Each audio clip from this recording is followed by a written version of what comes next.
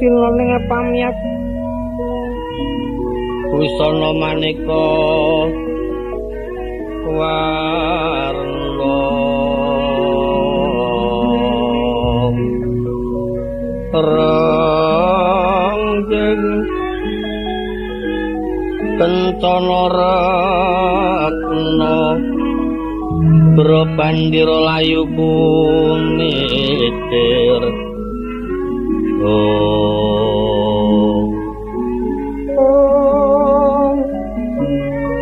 sinerang panjer sing maruta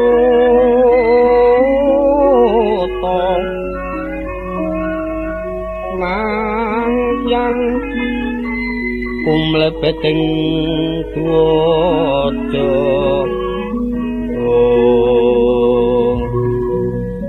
Surusu Brasta kayu kaprapal ron mawuran jaing bumi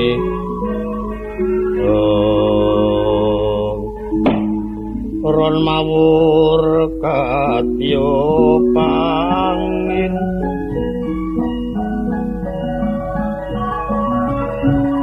kukilo ambiara sumakar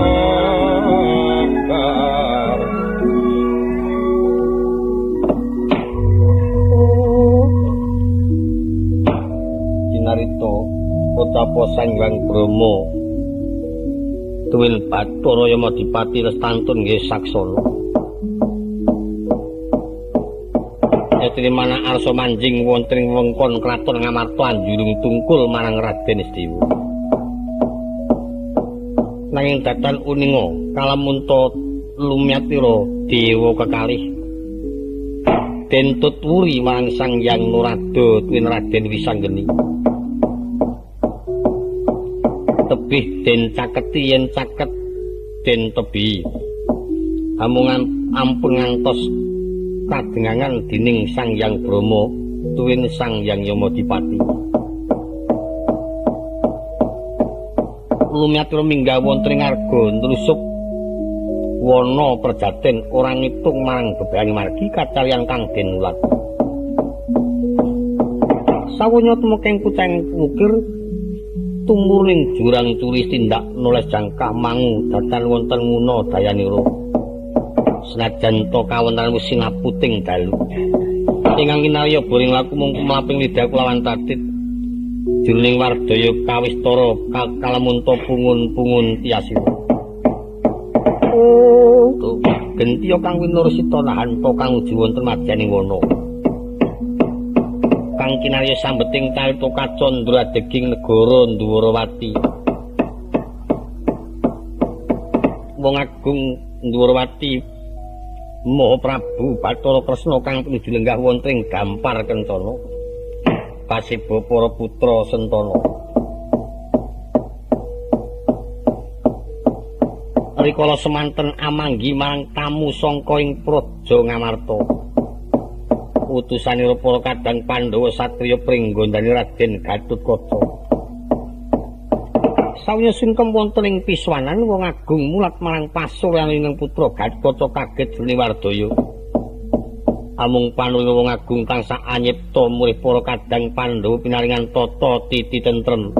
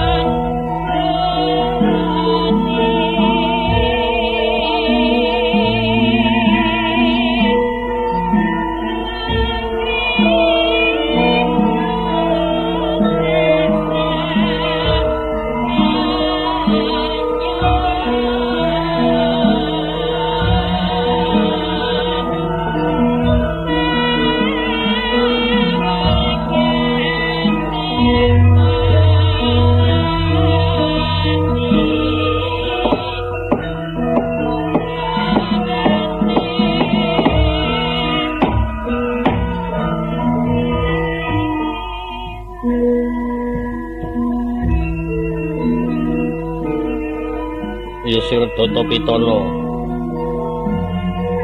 ana ing Kotapa ingkang kinalih sinambeting carita Katandra ateking Kraton Dwarawati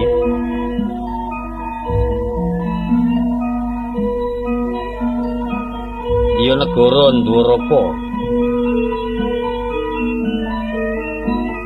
ing ngaus kundang negara iku jembar jajane gedhe pangaribawani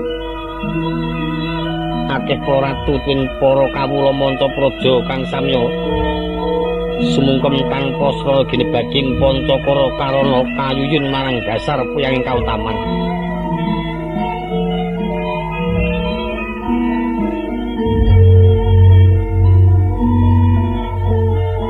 Kotapa ingkang pinuju lenggah wonten ing Dampar Kencana. Wong Agung Dwarawati kang menang den ucapna jejuluk Prabu Sri Bathara Tresna ya Alimurti Sasra Sumpena ya Prabu Padmanabaya Sang Ganardana. Mengkraken para abdi bedhaya kang sami ngampil upacara pasuwanan. Kotapa ingkang pinuju sowan ngabiyantara ing putra Raden Samba ya Raden Wisnubrata. Rikala semanten anglarapaken ingkang rayi Raden Gatotkaca sowan wonten ngersa dalem ing Sinunata Dwarawati. Raden Gatotkaca mengkeraken Sentana Dwarawati Raden Setyaki menapa dene sang Indya mantri muka pangarsa Rekyana Patih Udawa ingkang ngeparingatur pasibaning para wadyabala sirtan wenten sabawa sak sirping pasiban Kotapa wong agung arsa kawadaring sabda kepareng pangudas wandriya.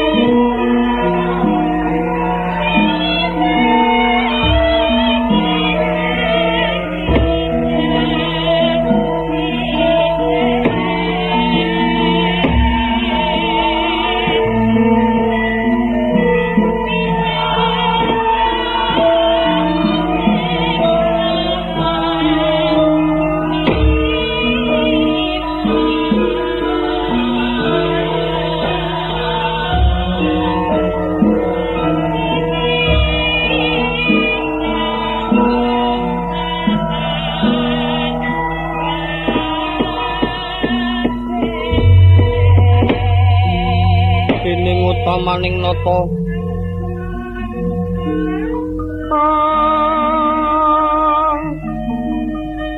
Berbudi kawalaksana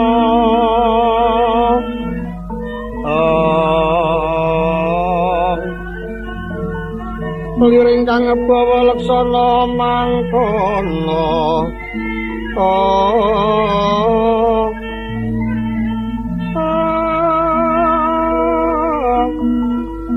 Agung genyo paring dono anggeganjar saben dina liring kang berbudi netepi pangandika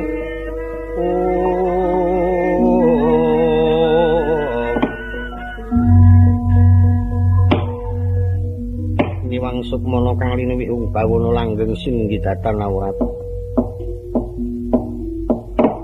mengkuto Kakang Patih Udawa Boya dadi kageting pamikir dening sira ingsun timbali maju ana ngarsaning ingsun.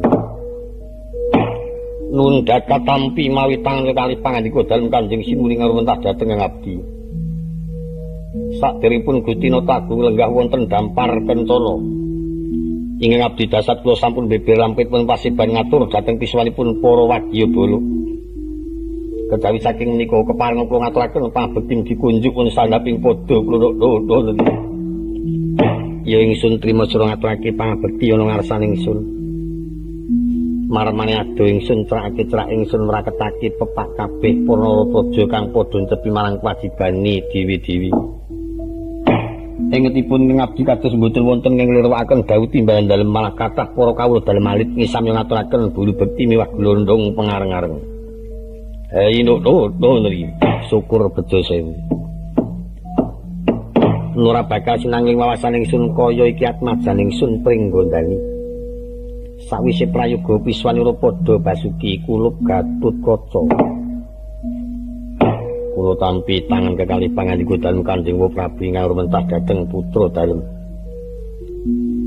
Nampi pangestu dalem kados mboten kirang setunggal menapa mboten sanes ingkang putra ngaturaken pangabekti kunjuk wong sandhaping padha. Iya ingsun trima jeneng sira ngaturake pangabekti ana ngarsaning ingsun lumunturing pangastuti gage tampanana. Katancang puceng wene mugi ndadosna jimat paripis sekagaramanipun Kanjeng Prabu. Samba nuwun wonten paring pangandika Kanjeng Rama. Aja nganti katalupen jeneng sira enggal ngatarani marang piswane kadangira muda ing pringgondani. Kula nuwun ngestaken dawuh timbalan dalem Kanjeng Rama. Apa dene Dimas Yaki semonogo kula nuwun ngestaken dawuh Koko Prabu. Sawise prayoga piswanira Yayi padha Basuki Dimas Gatutkaca nampi pangetunipun Kang Mas Wisnubrata kados mboten kirang setunggal menapa. Pun bapa ngaturaken perbagi palakrama nggih nampi pangetunipun Paman Setyaki kados mboten kirang setunggal menapa piswan kula. Syukur bejo sewu. Kejaba sangka iku aduh ingsun cerak ingsun ora ketaki. Piswanira kang nyolowadi kabukti katon sigara pengawak brojo ndamar sasi. Riwir butunggul aku brangu sapi agemane dodot kunalawa kasing setake kang tumata. Mula enggal matur parang kang dadi darunaning piswanira Gatutkaca. Kepareng munjatur ngersa dalem Kanjeng Prabu mbok pilih wonten tumpang suh aturipun ing putra mugi kapayon agung samudra pasami ora dadi apa kula. Biswan kula ingkang pisan ngaturaken pangabekti ndungkap ing kaping kalih perkawis katemto lampah kula piyambak mboten pisan. Nanging dapur kautus dumateng para pepunden kula ing amarta kinen ngaturaken onengipun para pepunden kula dumateng Kanjeng Prabu. Tak tampa kanthi bunga tak petelake ning dodo kendelo padha-padha. Menawi sampun ngatampi piswan kula won ngersa dalem Kanjeng Prabu kinen ngaturaken raja duta penglawung. Raja Marmane Ratu duta utusan penglawung pepati ana Raja Patiyapa negara Ngamarta Gatutkaca. Menawi raja pejah kula kinten mboten wonten.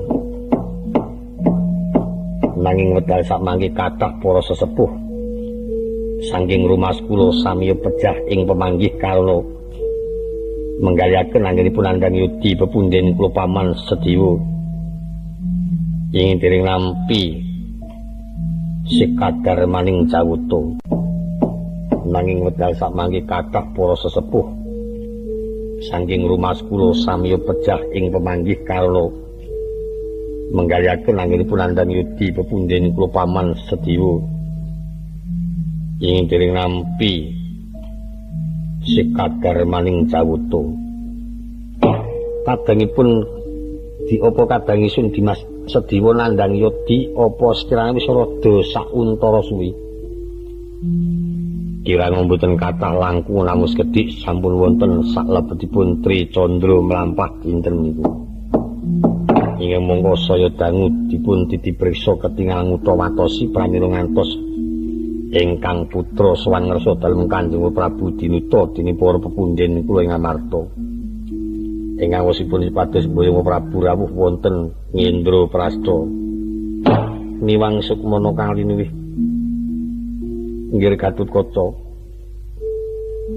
sangka rumangsaning isun para kadangku ing Amarta ora bakal kurang kang witaksana akeh para sesepuh kang darbi pangwasa batin apa sababe Dimas Sediwa nandang yodi nganti karunden wektu ora enggal bisa mulya jati temahan mulya sampun boten kekirangan sedaya para winasis kasuwuni prisa kasuwuni biyantu muih paman saged mulya jati wis manten dereng saged nampi sekagar maning jawuta kathah para pinisepuh ingkang kagungan wawasan bilih Prabu Bathara Kresna yang kinarya lantaran mulyanipun pepunden kula paman Sediwa mata wigatekna sawentara ingsun niti priksa ana telenging kota Paisan parang gawing jawuta anggone nandang yodi Dimas Sediwa nyimanggaken ing putra nderek leluhur Rasana sinayang manggelung mangruk nining cakranira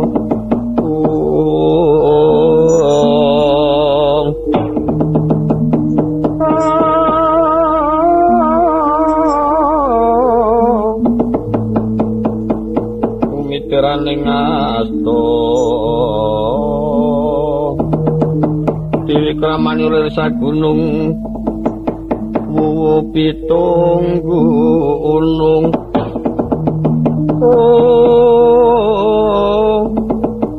Kapiti mangsa bumi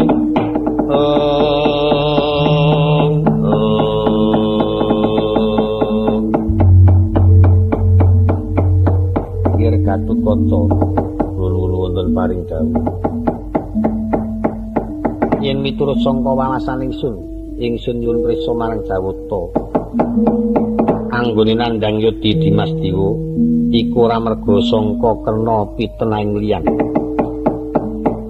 ora merga sangka sapu dendaning dewa nanging iku sangka kersane Dimas Sediwa pribadi kang sumedya ngupaya kekuataning batin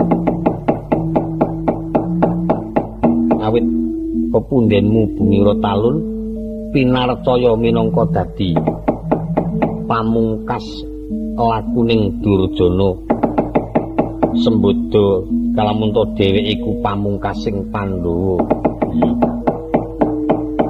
ora perlu ndadak nganggo srana apa-apa yen pancen diparengake besok bisa mulya temajati sangka kersane dhewe nanging dawuh kang Utawatiri tumrap marang wawasan ingsun ana sasmita rakitan sakadang sakpengenan negara Ngamarta bakal ana pepeteng nanging pepeteng apa kang tumanduk marang pepundhenira Ngamarta ingsun durung bisa medharake awit bab iki pancen durung kepareng tinarbuka saka kersaning dewa kejaba sadurunge ana kedadian kabeh para pepunden Ngamarta kudu kang prayitna ngati-ati Koko Prabu, apa Dimas Tiyaki? Yen pancen mboten lepat ing dados wawasanipun Koko Prabu kula suwun kalih sanget. Enggalo tegak wonten Praja Ngamarta ingkang kula suwun ampun ngantos pun kedadosan negari Ngamarta kalebetan lampahing Durjana tuwin rencana ing tumanduk dhateng para kadang kula pepunjen Pandhawa. Iya mengkono Dimas, marata kabeh para kawula Ndrawati enggal padha dawana. Sumadya tata-tata njaga tata tentrem praja pun kakang bakal perdandanan ngestakaken dawuh. Pandya teka mangkono kocapa purna pangandikaing nata. Dadine manah arsa manjing kedaton pamit marang para garwa arsa tegak ing Praja Ngamarta.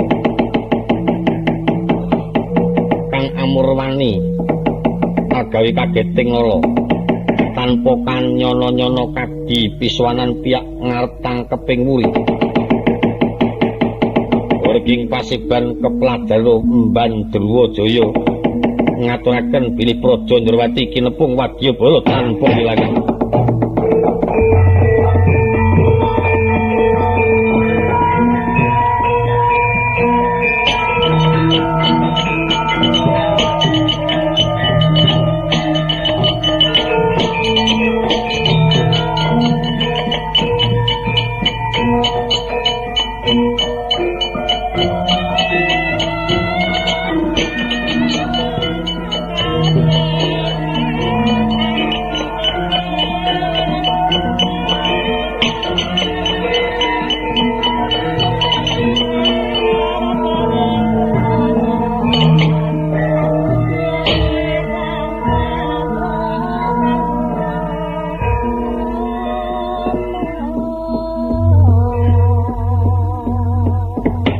Dedeka dalem Kanjeng Diwaji amit sewu ingkang abdi tanpa tinimbalan mewantun swanwun ngabyantara sinuwun. Kaya iki Kakang Emban Drwajaya kula nuli. Ana wigati apa dening sira swan tanpa ingsun timbali gumrojog lakunira kaya gawe kaget. Ngaturaken kawuningan bilih jawining Praja Ndrawati wedal sakmangke wonten wadyabala ingkang ngapung meh tepung gelang wonten negari dalem. Nyemanggaken ingkang mandhegani kekiyatan ing wadyabala kang abdi wis saged ngaturaken nanging glendhengipun para wadyabala sami ngepung negari Ndrawati badhe ngancam sedanipun Gusti kula sinuwun Prabu Bathara Prasna. Ratna sinayang manggulung mangruk mining cakranira.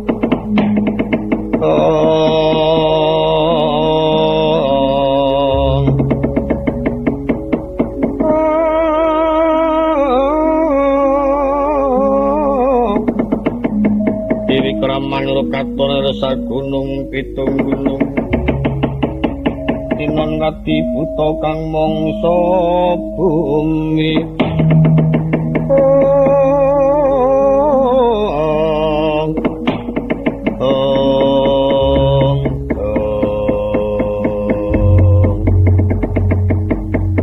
Putraning ingsun nggih Gatotkaca Kulawa. Aja nganti kelayatan dening ingsun percaya. Temonana prajurit ingkang ngepung ing Praja Ndrawati kang wis ana panglendhenging wadyabala bakal ngancam marang siraning ingsun. Malah ingsun bakal manjing kedaton pamit ibu menggal tegak ing Praja Ngamarta. Dene ruwet rentenging praja ingsun pasrahke marang dening sira tuwin pamanira Dimas Tiyaki.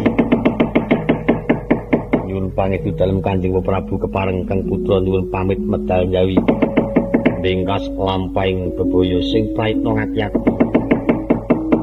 Ingkang nyuwun pangestu kepareng buktaken wadyabala ingkang badhe ngancam risakipun negari ngancam sedanipun Koko Prabu.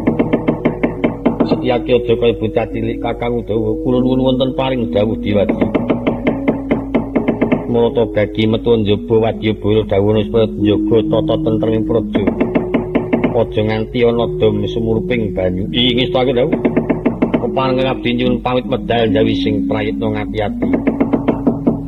Ing abdi Emban Drwajaya semanten mugi sinuwun pangestu aja kaya bocah cilik Kakang Drwajaya. Sombo ingsun parengake nderek ingsun tegak ing kedaton pamit ibu. Sapungkur ingsun mangsa Buddha negara Ndrawati. Pun ngestaken dawuh Rama swami kula dherekaken.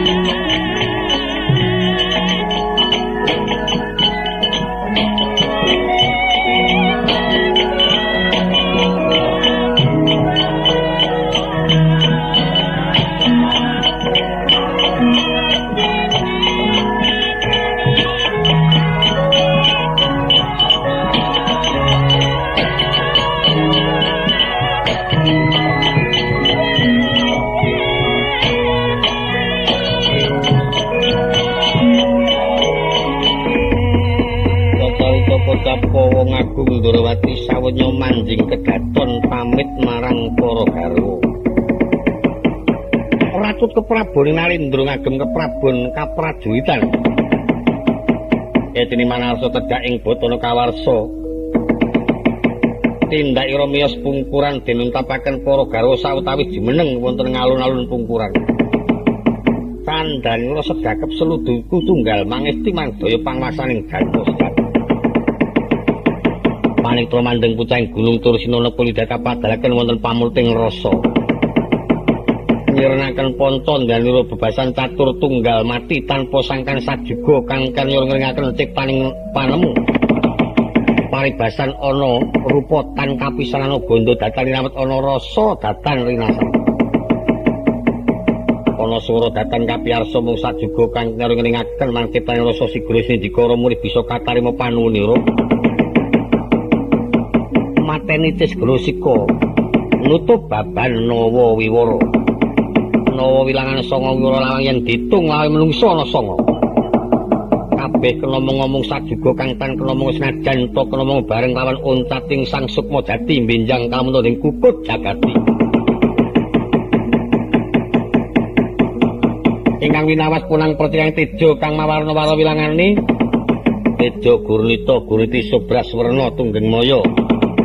Teja Darpasura Teja Gurnita tejaning satriya Gurniti tejaning wanita. Tunggeng Maya tejaning pandhita tapa.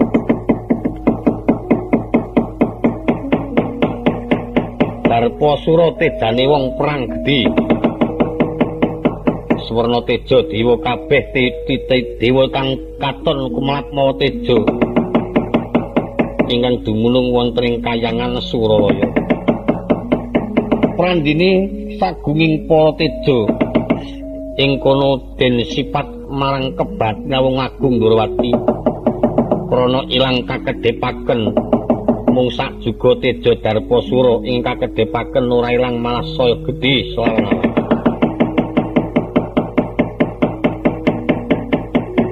Ingkang mongko jawata ngrita kalamunta merta padha ana teja Darpasura bakal ana perang kang luwih gedhe. Sigra ngesti marang dewe panguwasaning Dalma. Dening Wardayarsa pasang diri senajan to ana teja Darpasura. Yen den brayang lebur papan tanpa dadi kinirotan bebayani senajan to kono mung sifat teja. Nanging kalamunta den grayang luput sisip sembili bisa njumplake jagat.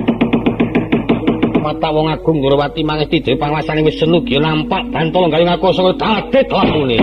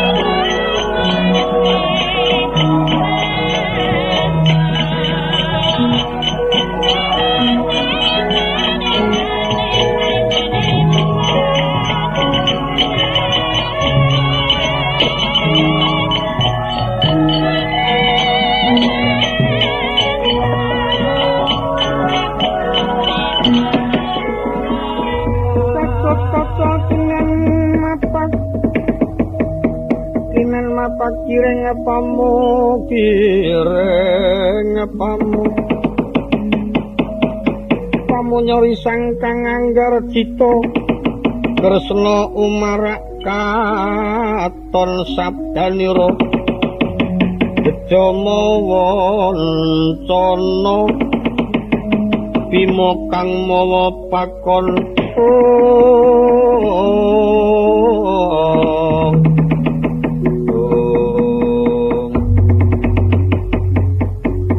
Sencaki. Kula anggere Gatotkaca. Kula lan penyayapun paman sampun nampi dawuh saking Prabu Bathara Kresna supados mbuktekaken wadyabala ingkang ngepung Praja Ndrawati. Menika prajurit saking pundi lan menapa sedyanipun dene damel kaget muantun ngepung negari tanpa mawi taliwara.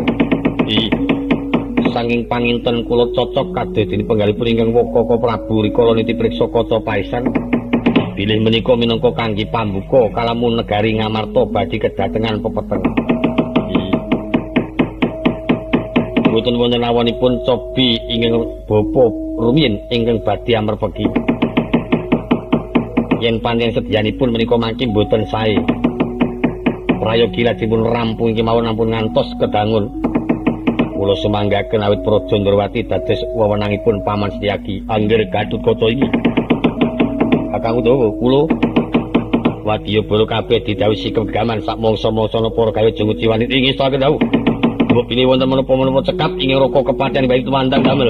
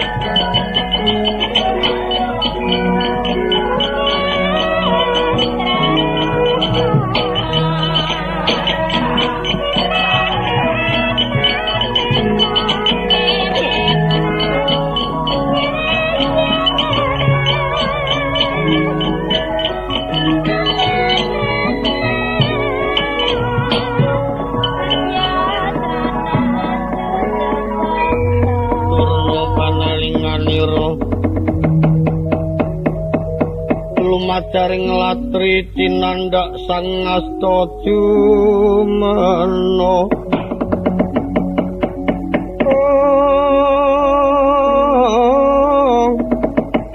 mangelingono patine risang esti tomo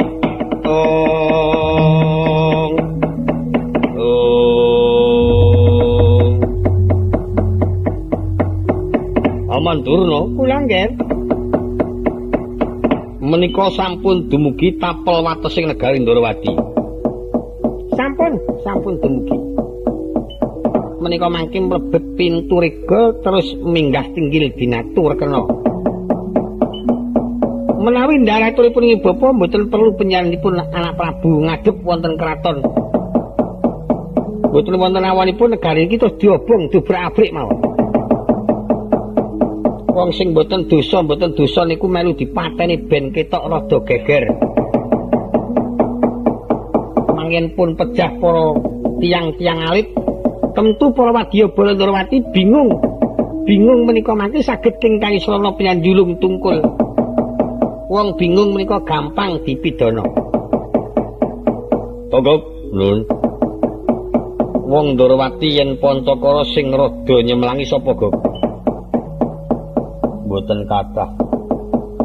Yang Ndrawati menika ingkang ragi nguwatosi menika kinten-kinten sedaya. Kabeh iki. Jare ora akeh kok kabeh. Sedaya menika pancen rada nyemelangi. Ning sing pokok dadi kekuatan kena kanggo gawe tandha tengara gilane para wadyabala Ndrawati ming wonten siji. Angger iso ngalahke Sencaki ini padha karo iso nggepuk negara Ndrawati awit menika pancen jagone peperangan wong agung Bathara Kresna. Sencaki kuwi nggih. Karo aku gedhe iki, Gop. Ageng panjenengan, gagah panjenengan, medeni panjenengan ning ampuh Sencaki. Apa wis tawono bukti nyatane mboten pun tau jan bendina. Saben wonten tiyang ingkang tumindak angkara murka munggahipun ratu sing tumindak Durjana kecekel. Ora ming wong cilik, ora ming ratu dewa pisan yen bakal tumindak culika teng Ndarawati mesti kecekel. Apa sebabe Kresna duwe kaca paisan.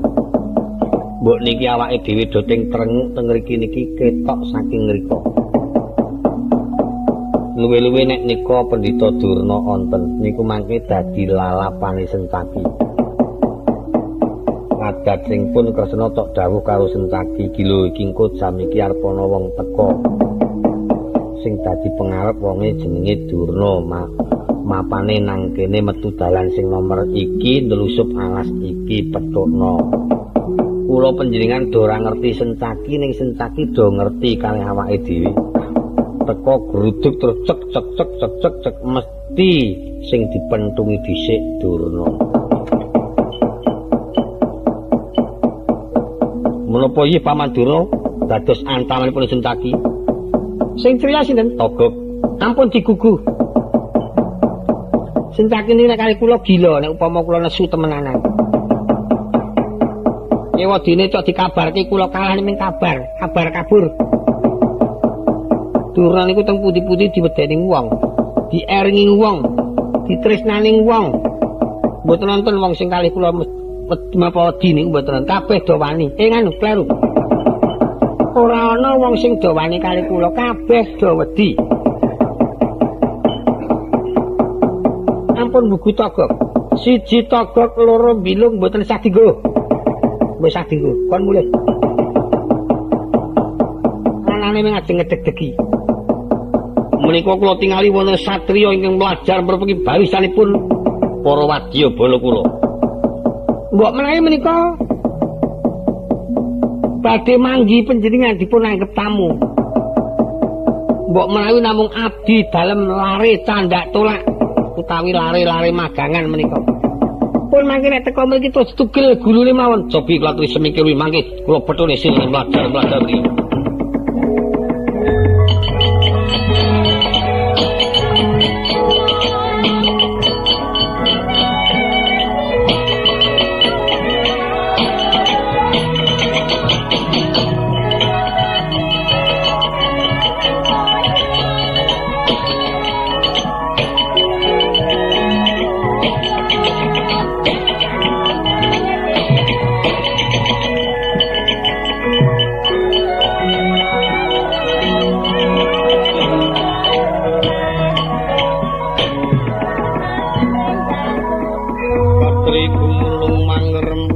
Wadya makiri rero nanggono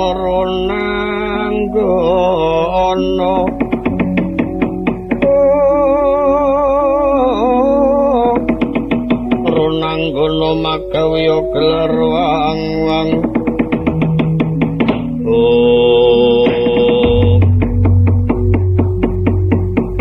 ana satriya merpeki karo aku wujud muras pira sajai kaya kemendel temen ngaku sapa jenengmu? Kowe takon karo aku genti aku takon. Kowe nalindra sangka ngendi sapa kang dadi aranmu? Senopati Ngastina, Ratu Kejog Dirajaku Prabu Dasa Kumara. Kowe sapa? Satriya Garbaruci. Sentana Ndarawati aku Setyaki. Kowe iki sing domongke togok. Lah ngene ku rak empun mriki tenan to mergane Kresna empun ngerti sadurunge. Lah kene iki wonge cilik, wae lah cilik nika Sencaki niku ora kena kanggo sembarangan. Ora kena digegabah. Paribasan sampean menang gedhe dhuwur kali niku ning sampean gedene gedining pengaron dikurepake. Sencaki cilik nika watu item. Napa kinten-kinten nek pengaron diantem watu mboten ambrun. Gambarane teng ngriku niku. Wes ora wedi. Sentaki ana barang. Kowe ketemu karo aku malah kepeneran aku tudono ana ngendi? Sinuwun Bathara Kresna. Bakal tak bondo tangane disowanake ngersani pukulun Bathara Guru. Ingkang perlu dijak rembugan. Murungake perang Bratayuda. Yen mengkono sediamu kena tak eman kowe bali mumpung durung lara awakmu. Perang Bratayuda dudu urusanmu, dudu urusane wong Astina, nanging kuwi urusaning dewa-dewa ingkang kagungan penggalih. Ora liya kejaba mung pukulun padha wenang. Yen mung sapa wae kang gagalake perang Bratayuda ora kelakon luwih-luwih kowe dudu randhae Kurawa melu campur tangan perang yen kowe laku ning telik Sandipaya. Ora kena tak pringgake becik kelakon ratu tangguh dolanan sirahe apa? Wani kalaku sing tak wedene apa ungalno dadamu tibantang kelakon luntak lutiro bentet siramu.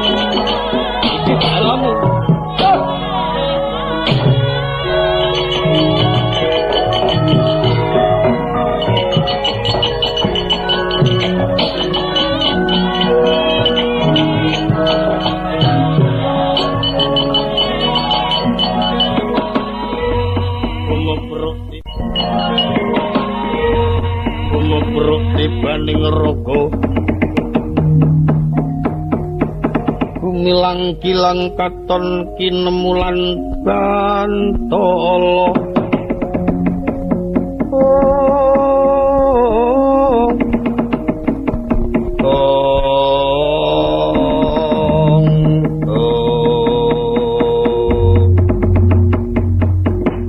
Surak Mrata Jayamrata entap-untap sasakono tangyo sencaki kelakon rampung nyawamu. Randek kuno togok nek ngalam sencaki lambene nganti kewer-kewer. Kula niki ora ngaleming matur napa anane. Niki mon dereng mangke nek bilung sing ngalem. Bilung pon rene mboten ajeng metu kok. Pun kajenge ndelik mawon. Arep kanthi sukma kadang dewa sencaki ora menang karo aku. Ngeyel wong angger cok pengeyelan kok ngono kuwi cilaka awak sampe. Tak tunggu kekuatanmu, entekno kanuragamu, tak tamangi dodo. Kacarita kota Raden Setyaki saknalika kami doro depani bumi Ndarbabah kuwadane. Rikala nompan teping Apusara iki talinget marang Kurawa Duk Cina. Wiwitan Duk Sina pungkasan yen katandra datan eling wiwitan tumeking pungkasan meracih nani kalamunta Setyaki sumaput memanone kadipoteng dedet keliweran bawane wis kondang satya kena lara luputing pati mati dina kaping 7 kesalaban pusaka Ndrawati Sekar Wijaya Kesuma bisa mulya jati teman mulya Sinarengan sumiliring samirana gereng-gereng kaya simo antuk memangsan.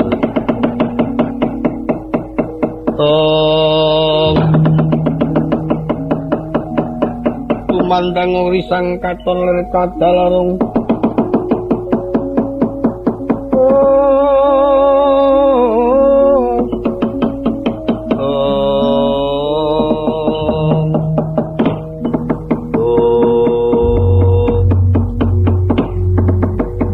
Patut banget antep tanganmu tumi bolong dadaku.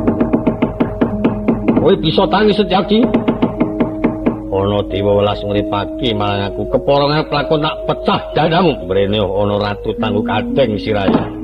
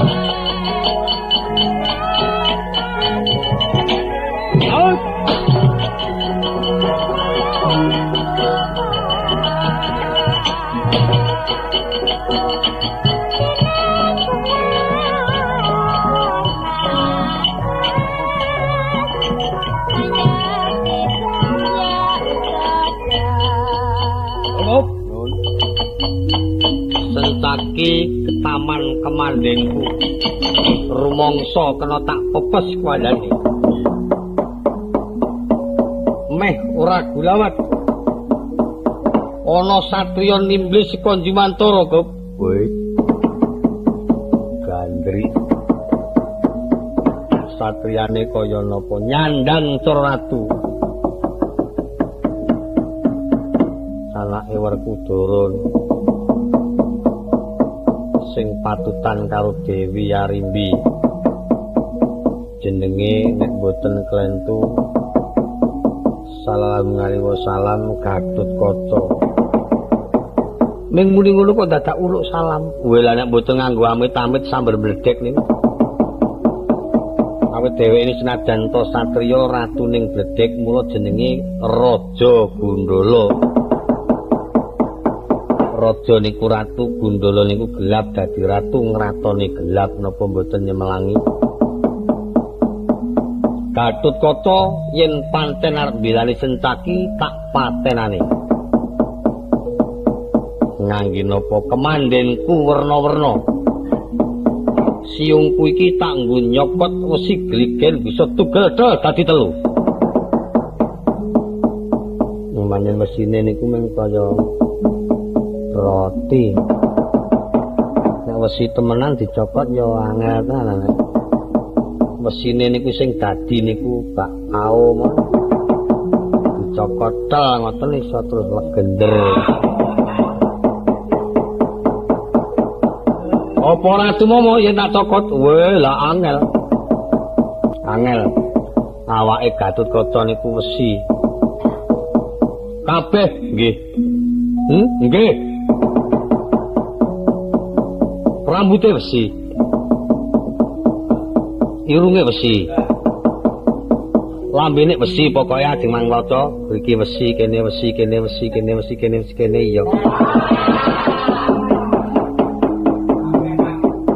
Napa mboten nyemelangi? Tangane ya wesi, ngriki nggo ngantem iso mlenyokke sirah. Sikute nggo nyikut ya iso modalke untu. Sing ngriki nggo ngantem ya iso temonjo. Iso teksek pokoke.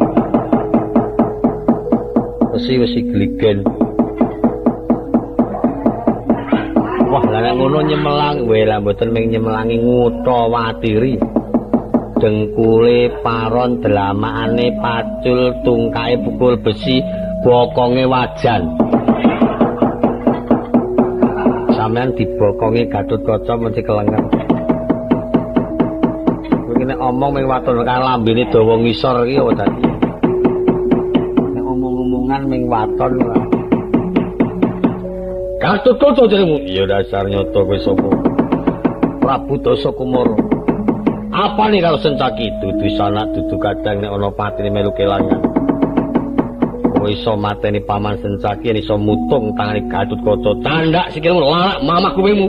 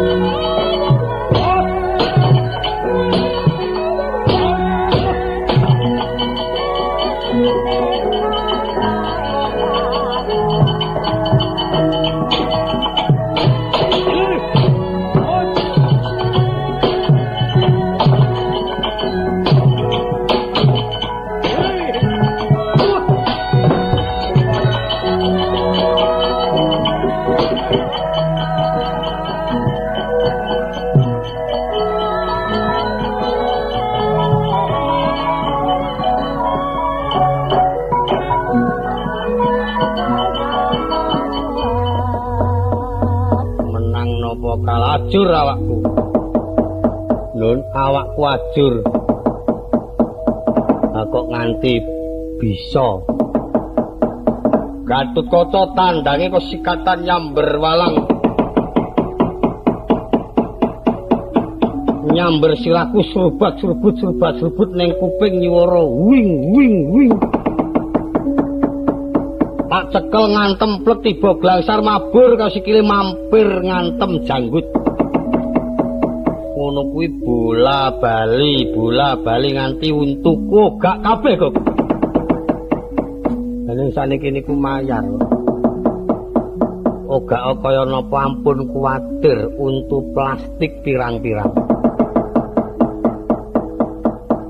Kali mengko gumemangan wae beres pokoke.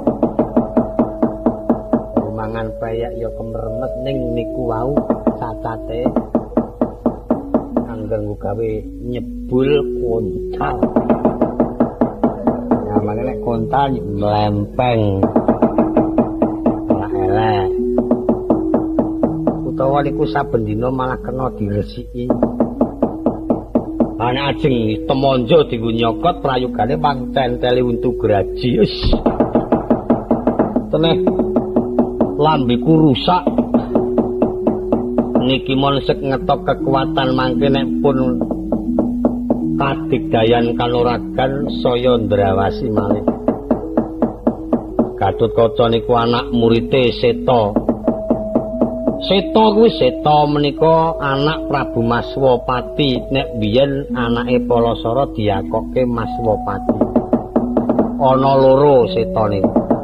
Seta sing asli anak Maswapati wonten, Seta sing resi Seta nggih wonten.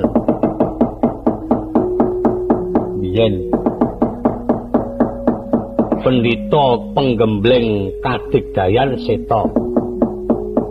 Yo pendhita sing tulus mejangking ilmu kaweruh urip petahing salira pribadi abiyasa. Ana dhewe wonten kiyambak.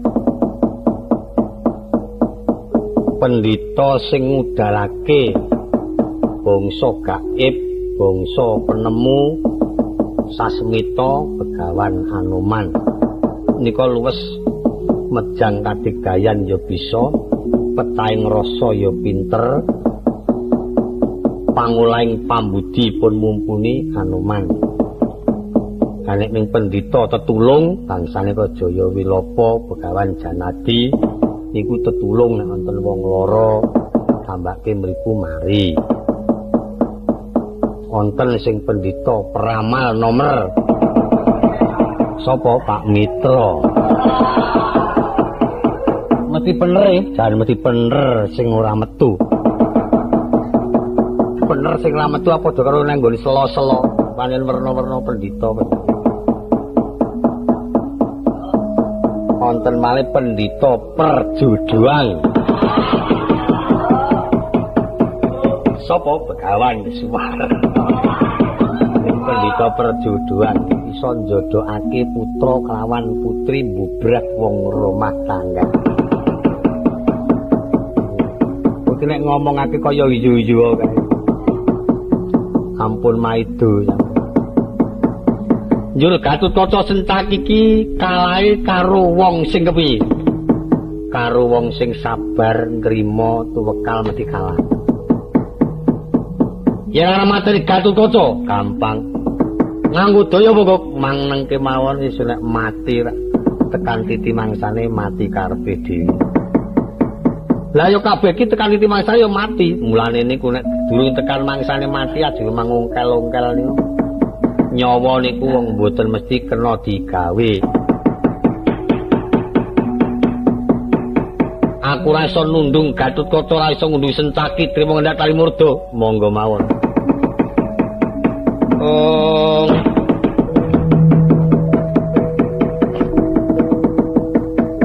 Mulat katon kaprawiran doa ning jroning ayuda.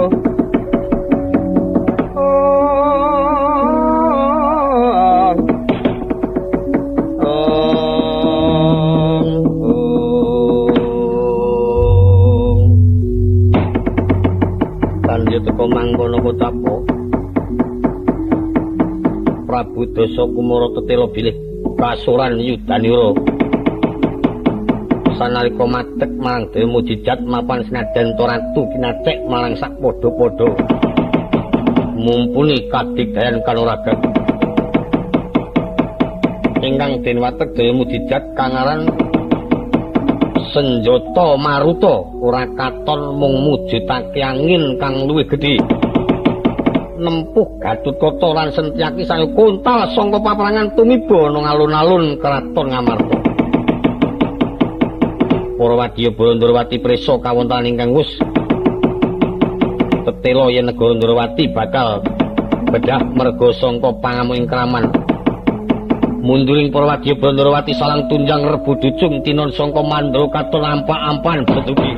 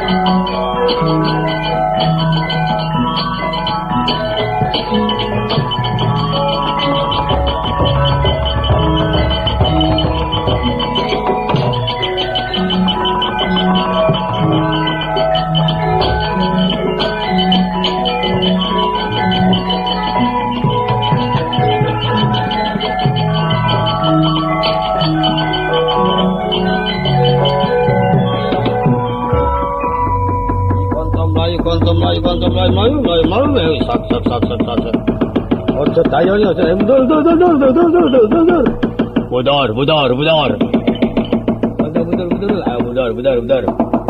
Ayo budar. Kacane do budar. Kakang Drewajaya. Kula Rekana Pati Udawa. Wadya bala kabeh padha salang tunjang rebu dujung swarane nganti kaya udan suweni. Iki daya apa Gustimu Raden Gatotkaca? Kuwi Raden Setyaki kontal sangka ing peperangan nggambarake yen keraman iki bebayani. Aduh. Lajeng kados pundi Rekana Pati Beta Kakang Drewajaya? Aja nganti kelayatan para prajurit kabeh dawuh supaya manjing pintu regol becik pintu ditutup aja nganti keraman manjing ratu.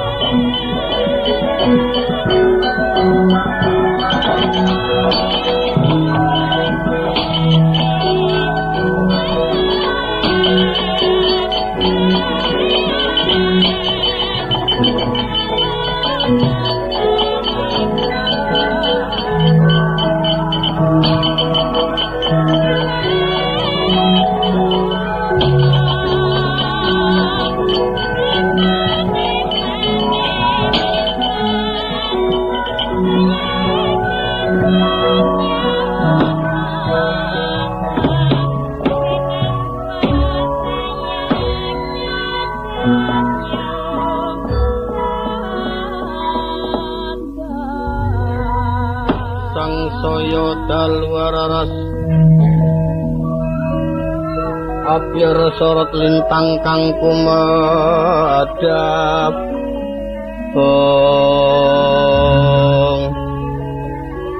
titik Sunya Madya Latri lumrang gandaning Puspita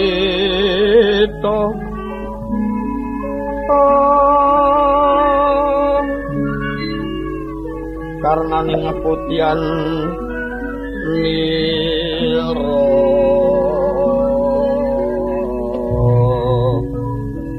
sang Trijawara mrengengan lir kumaraning madu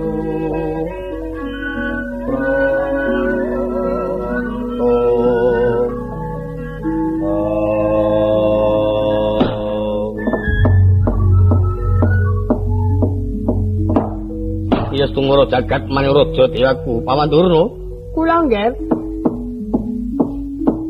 tumandang kula wonten ing paprangan Gandrawati kenging dimusibataken wonten bejanipun nanging boten wonten dahulatipun lho sebabipun menapa menapa sebabipun menapa sedaya para senopati ajrih kalian kula Sentaki Gatotkaca sak andhanipun boten wonten ingkang wantun mengsah kaliyan kula. Nanging nyatanipun sareng kula buktekaken. Katitik dumateng kawontenanipun Kraton Ndorowati terang yen Kresna sampun wonten. Pripun nggih? Kresna sampun boten wonten. Tegesipun sampun pejah? Boten. Oh. Boten wonten jalaran sampun kendran saking Praja Ndorowati. Lole bleguduk manyal. Menika nggambaraken yen Kresna pancen sampun ajrih kaliyan kula. Ngertos menawi negari Ndorowati menika badhe kedatengan sawung murid kula ingkang ora ana sing ngalahke. Kang ora ana bisa timbang kadigdayane. Mula Kresna lunga sadurunge perang menika rampung. Lho. Wonten ngriku menika kula mbuktekaken. Lajeng kendranipun Bathara Kresna terang yen wonten negari Ngamarta. Lah niki saya awake dhewe niki repot. Upama ta menika mangke kula panjenengan ngadhep dhateng Kang Panggil Prabu Jaka Pitana. Wonten pandanganipun Kang Raka kula badhe matur dos pundi? Ora ana bukti nggawa Bathara Kresna senajan to menang peperangane ning buktine ora ana. Menawi menika mangke pun tututi dumugi wonten negari Ngamarta saya ageng peperanganipun panjenengan saya awrat tanding kan para Pandhawa.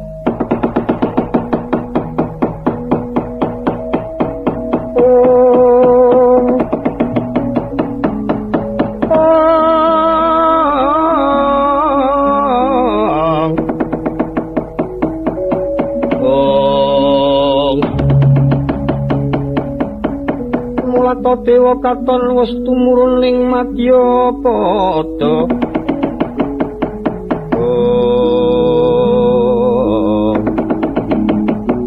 Paring dana titah kang linangkung.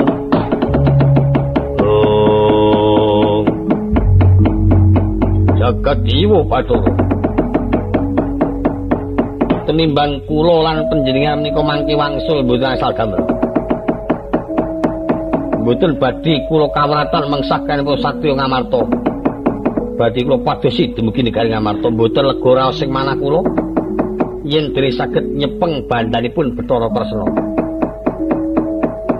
Kula mboten badhe niat ngepuk negari Ndorowati, mboten badhe niat kula damel pitnah dumateng sak sami-sami ingkang kula ancam kejawi namung Kresna.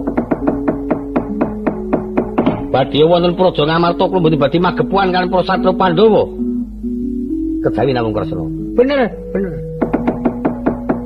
Yen pancen dijawi mateni Kresna kudu pen Kresna mati dhisik. Didhisikke Kresnane. Kekara kabeh-kabeh gampang disambi. Tonggo, Lur. Kowe matura karo Kakang Patih Pranata Basa nggih. Swasya Gata Tata Wadyabala sikep gaman saiki sing dikepung negara Ngamarta. Nggih mangke kula tak matur.